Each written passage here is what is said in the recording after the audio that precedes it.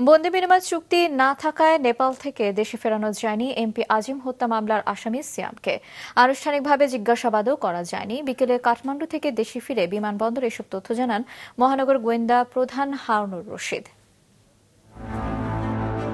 MP আজিম হত্যায় কলকাতায় new টাউনের সঞ্জীবা গার্ডেন্সের সেপটিক ট্যাঙ্ক থেকে মরদেহের খণ্ডিতাংশ উদ্ধার ও সেখানে গ্রেফতার জিহাদকে জিজ্ঞাসাবাদ শেষে বৃহস্পতিবার দেশে ফেরে গোয়েন্দা দল। একদিন পরই তারা যায় কাঠমান্ডু।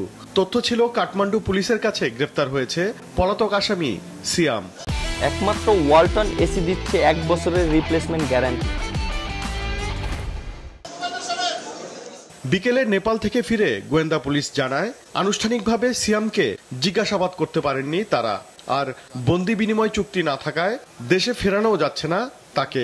বাংলাদেশের সাথে কাঠমান্ডুর এখানে কোনো এক্সট্রাডিশন ট্রেডি নাই। আমরা সেখানকার অথরিটির সাথে আমরা কয়েক দফা মিটিং করেছি। পাশাপাশি সে যে হোটেলগুলিতে অবস্থান করেছিল সেগুলিতেও আমরা অনেক ভিডিও পেয়েছি, অনেক তথ্যপত্র পেয়েছি, যেগুলি আমরা পরবর্তী তদন্তের স্বার্থে আমাদের অনেক কাজে আসবে।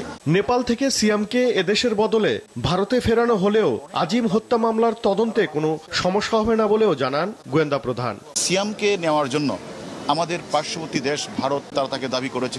তাদের কাছেও কিন্তু সে most wanted. Country of origin হিসাবে যদি আমাদেরকে না দিয়ে যদি ইন্ডিয়াকেও দিয়ে দেয়, সেক্ষেত্রে আমাদের তদন্তের ক্ষেত্রে কোনো বাধাগ্রস্ত হবে না। এদিকে গোয়েন্দা পুলিশের কাছে গ্রেফতার শিলাস্তি রহমানের পর আজ অপর আসামি তানভীর ভুইয়াও দোষ স্বীকার করে 164 ধারায় আদালতে জবানবন্দি দিয়েছেন।